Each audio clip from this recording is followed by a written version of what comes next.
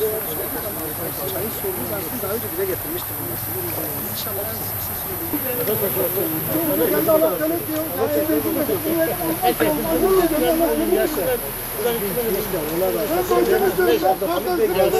Zerre kadar bir şeyini görünmedi. Ben görmedim, duymadım. Bakanın vekilimiz var.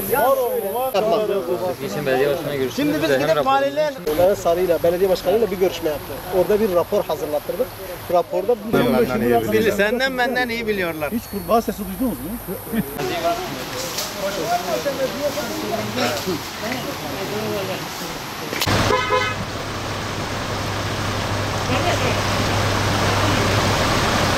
Tek su için değil ha. Her konuda. Köyün hizmeti içinde.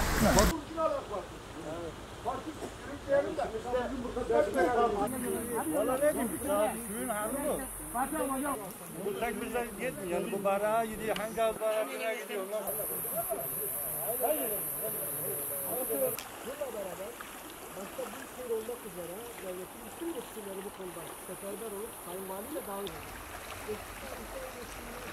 Köylerimizde sıkıntı görürseniz biz de neler bunu tutarız. Nereden o tutarız? Şimdi akmasından dolayı değil. Yani göz zevkimizi bozduğundan dolayı değil. Sağlığımızı bozduğundan dolayı biz dışarıdan bir tane köylerimiz, insanlarımız güle bakıyor. Evet, sadece göz zevki değil. Milletvekilimiz var. Var oğlu var.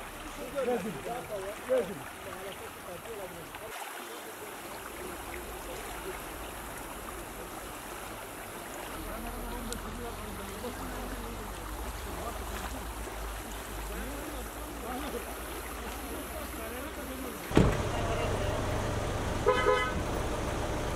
Alttan kirli su akacak, üstten temiz su akacak balık. Dedim ki ne zaman yiyecek bu balığı, ne zaman yiyecek? Acele yok, acele yok. Ne zaman yiyecek? Mesele şu. Acele yok.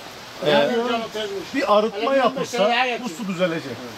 Yani Aslında arıtma da tesis yapılmış. Tesisin devreye girmesi lazım aslında. o buraya yapıldı. Yok, yukarıya yapmış. Yapılmış mı? Yapılmış, müteahhit yapmış. Değil mi? Para ver de bakalım. Ben gel ben de yaparım. Ben de yaparım. Mesele şu. 10 tane köy burada bir şey üretemiyor.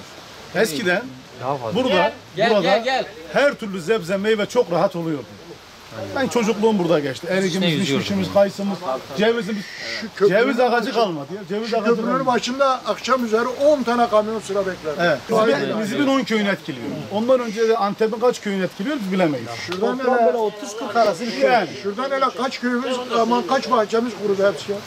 3-5 tane de bizimki kaldı yani. Şu eski Aşağı yoldan kadar gitsek kuruyan gidiyor ya. tarlaları gidin görün yani. Yok, su yok. Çınar ağacı kurur mu ya? Çınar ağaçları kurur. Çınar ağacı. O değil abi. Kimyasal Bu seçim vaatlerini yerine getirsinler, bu ayıp ayıp. Bu suyun temiz olması, acı olursanız, biraz sıkıştırırsanız orayı. Öğrencileri dağa salıyor.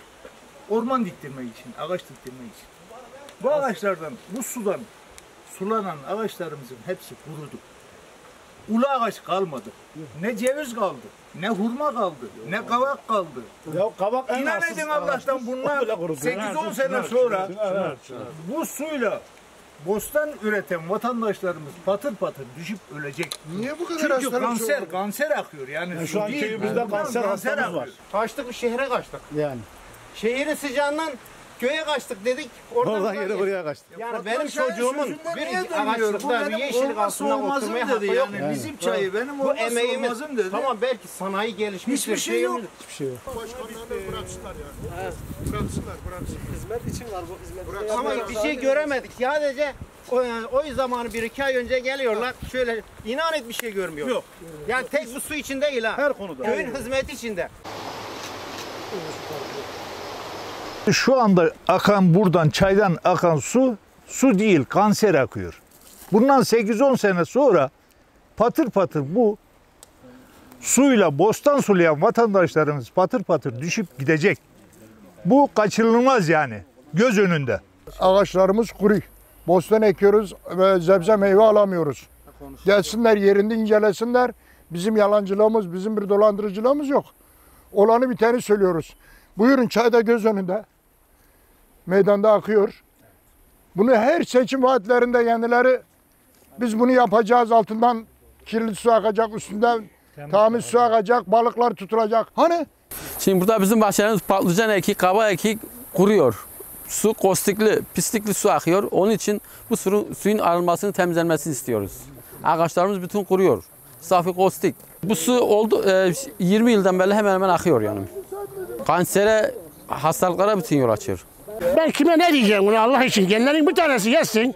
Bununla ekilen bostandan 2 tane koparsın yesin. Ben genel hiçbir şey demeyeceğim. Büyük yetkililere sorayım yani. Devlet yetkililerine.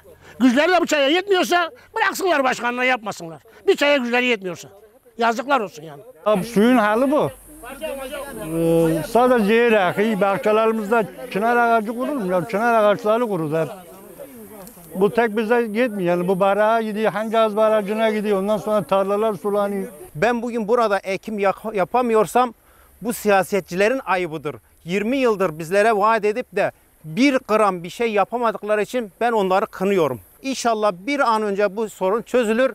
Ben ailemle bu bahçede rahat rahat oturup piknik yapmak istiyorum. Gidip de belediyenin ve başka büyük şehirlerin yapmış olduğu parklarda ben çocuklarımla oturmak istemiyorum. Kendi mülkümde sahra yapıp ekip biçmek istiyorum. Biz şu anda teknoloji çağındayız. Özellikle Gaziantep gibi metropol bir şehirde bu şekilde bu suyun bu şekilde akması gerçekten Gaziantep'ler için utanç kaynağı. Aslında yıllardır gelen 20-30 yıla yakındır bu çayın sürekli temizleneceği diye vaat ediliyor, söz veriliyor. Gerek seçim dönemlerde gerek seçim dönemi dışında. Ama maalesef bugüne kadar çözüm bulunamadı. Bu çay sadece bu Akçakent mahallemizi tek etkilemiyor. Gaziantep'in girişinde fabrikaların özellikle atık suların çıkışından sonra zehirli suyun tamamen Gaziantep'in köylerine, Nizip'imizin köylerine ve oradan da Karkamış köylerimize kadar gidiyor. Tabii bunun etkisi nelerdir? İlk önce ona bakmak lazım. Bir, en başta sağlık. Şu anda köylerimiz arasında kanser hastalığına yakalanan ve çeşitli hastalıklara yakalanan köylerimiz var. Tek sebebi arkadaşlarımızın, köylerimizin de dediği gibi bu çayın vesile olması. Eğer biz insan sağlığını koruyamıyorsak bizim belediye başkanı olmamız ve herhangi bir göreve gelmemiz çok da önemli değil. Çünkü bizim için öncelikli insandır. Ondan dolayı sağlık açısından böyle bir sıkıntı var. Tabii bu yetiyor mu? Yok. Yani bizim dediğimiz gibi Gaziantep'ten Nizip köylerimize kadar geldiğimizde nar bahçelerimiz, ceviz ağaçlarımız özellikle bu konuda kayısı ağaçlarımız ciddi manada kurumaya yüz tutmuş. Tabii özellikle bu güzergah üzerinde olan köylü vatandaşlarımız şunu da yapıyor. Kendisine işte örnek veriyorum, sebze meyve de ekiyor. Patlıcanıdır, salatalığıdır, domatesdir. Tabii arkadaşlarımız ekince bunlar kuruyor. Kuruyunca hem aynı zamanda bir zehir saçmış oluyor ve gerçekten sağlıksız oluyor. Tek bir çözüm var. Biz daha önce de söyledik. Her fabrika kendi filtresini oluşturmak zorunda zaten. Bu mecburidir. Bununla beraber başta büyükşehir olmak üzere devletin bütün yetkilileri bu konuda seferber olup bu zehirli atığı bir tarafa atıp çayımızı yine aynı şekliyle temiz akmasına vesile olacak.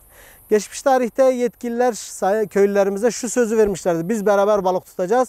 Ne zaman tutacağız? Hadi gel beraber hepimiz tutalım inşallah. Onun için diyoruz ki bunun çözüme kavuşabilmesi için yetkililerimize şöyle sesleniyoruz. Diyoruz ki bu çay sadece bir köy değil, 20-30 köy etkilediği için bu çayın bir an önce temiz akması lazım ve çözüme kavuşması lazım. Biz bugün sadece çayın kirli akmasından dolayı değil, yani göz zevkimizi bozduğundan dolayı değil, sağlığımızı bozduğundan dolayı biz bu feryadı figanı köylülerimiz, vatandaşlarımız dile getiriyor. Şu anda ciddi manada hem sağlık açısından hem ekim arazileri açısından çok sorun teşkil ediyor. Biz yetkililerden tek isteğimiz şudur. Biz hiç kimseden bir şey şahsi olarak istemiyoruz. Bizim vatandaşımızın bu çayın, bu suyun temiz akması ve arazilerimizin, ağaçlarımızın kurumamasının önüne engel olması için temiz akmasını istiyoruz. Başka hiçbir şey de istemiyoruz. Şu anda gördüğünüz çayın zaten ne şekilde aktığını az çok sizler de görüyorsunuz yani. Ama biraz numunesini aldık.